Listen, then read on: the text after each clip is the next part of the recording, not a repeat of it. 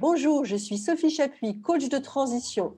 J'aide les femmes à designer et à concrétiser leurs projets professionnels. Aujourd'hui, j'accueille Lydia. Bonjour Lydia. Bonjour Sophie.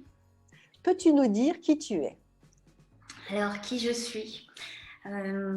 Déjà, je m'appelle Lydia Bouziane. J'ai un cabinet de conseil que j'ai créé il y a 16 ans, en pleine crise d'adolescence. Donc aujourd'hui, c'est un cabinet qui est spécialisé pour les dirigeants et les dirigeantes, principalement, sur la création d'entreprises et le développement des entreprises.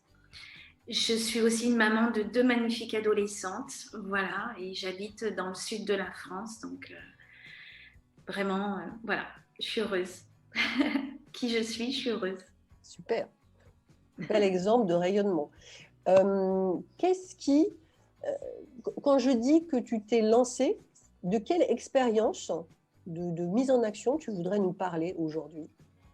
Alors j'aime bien quand tu dis je me suis lancée parce que c'est vraiment le verbe qui résume bien la création, on va dire, de sa propre offre. Moi, j'ai un cabinet de conseil, donc je travaille beaucoup pour les autres et j'ai lancé Savoir d'elle, qui est mon offre, qui représente une histoire, la mienne et celle des femmes, sur leur savoir-faire de dirigeante et leur savoir-être. Et c'est exactement ça que j'ai lancé dernièrement. Qu'est-ce qui t'a donné envie de créer cette offre? Alors parfois, on part d'une expérience négative pour faire quelque chose de positif. Ça, c'est mon côté très optimiste de transformer les choses. C'est que j'ai eu une année difficile, des années difficiles dernièrement, où j'ai perdu des amis qui en fait ont fait ce qu'on appelle un burn-out, mais qui ne s'en sont jamais remis et qui sont passés à l'acte. Je me suis dit qu'il fallait être plus doux vis-à-vis de soi-même après, et ben justement, après des difficultés, qu'on pouvait faire plus attention à nous et pas l'attendre, on va dire, la ligne qui vous fait basculer de l'autre côté, en fait. Voilà. Et j'ai résisté pour elle, pour celle que j'ai perdue. Voilà. D'accord. Donc là, ça parle de ton cœur. Euh, comment, qu'est-ce qui t'a freiné à ce moment-là, au moment de te lancer? De me dire que c'était quelque chose et qui était tellement, je dis toujours que dans la création d'activités, en fait, on part d'une idée, donc d'une émotion. Et étant hypersensible, j'avais peur de pas. J'y avais déjà un attachement très affectif et j'avais peur, par rapport à mon exigence aussi, de ne pas y arriver en fait et de me mettre une pression émotive, une charge émotionnelle sur lesquelles je me disais, j'ai pas le droit à l'erreur plus que dans les autres. Voilà. L'émotion était beaucoup plus forte en fait que la raison. C'était plutôt ça. D'accord. Et alors, qu'est-ce qui t'a aidé?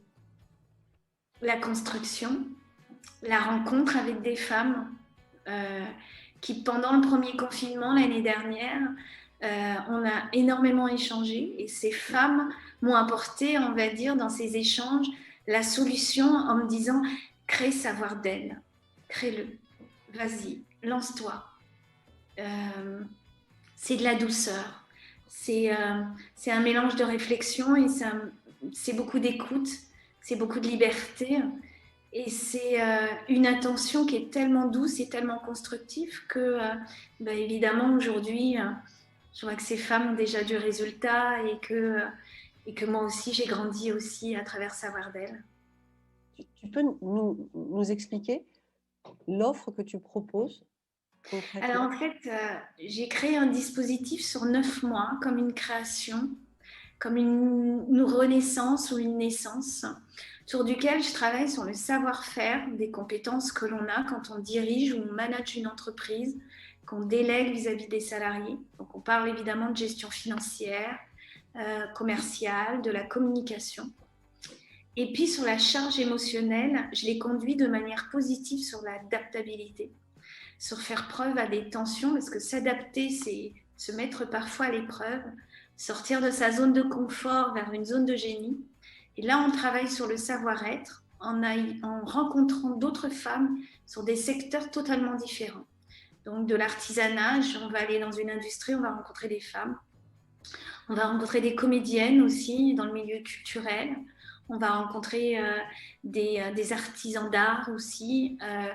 Voilà, on va s'adapter mais en douceur et on va travailler sur notre intuition, sur des éléments en fait qu'on ne veut pas voir et qui parfois en fait sont tellement impalpables qu'on les fuit, et ben on les partage en fait. Voilà, avec toujours beaucoup de douceur.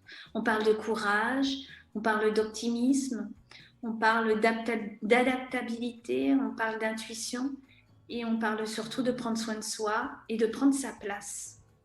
Ça a l'air de rien, mais c'est très important de prendre sa place. Ouais. C'est un très beau projet. Et, ouais.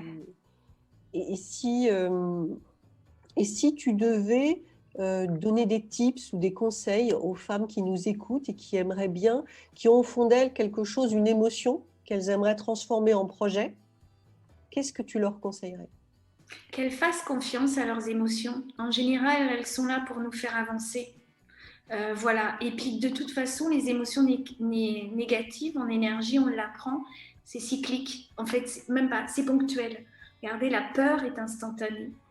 Par contre, après, elle part. Donc, il faut savoir, non pas fuir ses émotions, mais apprendre à travailler avec ses émotions, apprendre à être ses émotions. Moi, j'ai appris à être mes émotions et non plus à les refuter. Et c'est pour ça qu'aujourd'hui, peut-être, je me sens plus libre d'agir. J'ai le droit à l'erreur, comme j'ai le droit à la réussite. Je m'accorde ces émotions-là aussi, d'avoir peur, de douter, mais d'avancer. Et ça, c'est très important. Je peux m'arrêter aussi, réfléchir et après agir. Être douce, en tout cas avec moi, ça, je l'ai appris. Je pensais que c'était l'extérieur qui devait parfois me conduire à être plus douce ou moins douce. Et en fait, je me suis dit aujourd'hui que c'est moi qui dois me l'accorder. Et je me l'accorde et j'avance. Et mon environnement avance aussi de cette façon-là.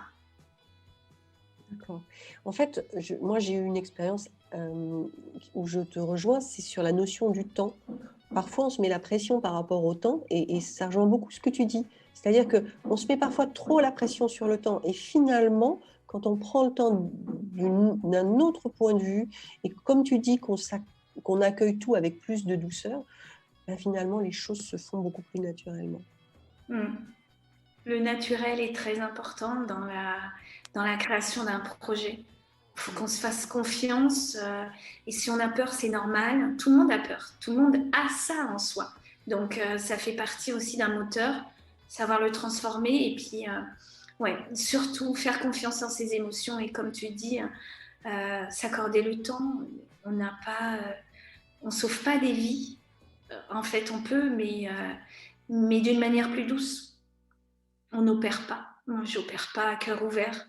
J'opère différemment le cœur, les émotions et tout ça, mais c'est surtout, en fait, la douceur est importante. Ce que j'ai toujours trouvé remarquable en toi, Lydia, c'est que tu incarnes cette douceur. Et je pense que ton succès, il vient aussi de ça. C'est-à-dire que plus tu incarnes les valeurs dont tu parles, plus les gens, en fait, viennent te voir pour y trouver ça. Mais j'ai pas toujours été douce avec moi-même. J'ai cru qu'en fait, il fallait que je sois forte, une guerrière dans le combat. Et quand vous vous dites qu'on n'est pas obligé de combattre, on n'est pas forcément en guerre contre le monde pour avancer. On avance, on va dire, aussi avec beaucoup de douceur.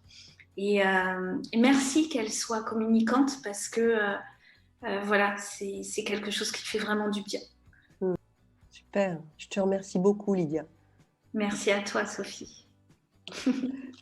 Merci à vous de nous avoir écoutés jusqu'au bout. J'espère que ce témoignage va vous inspirer pour avancer dans votre projet. Je vous souhaite une très belle semaine et à mardi prochain.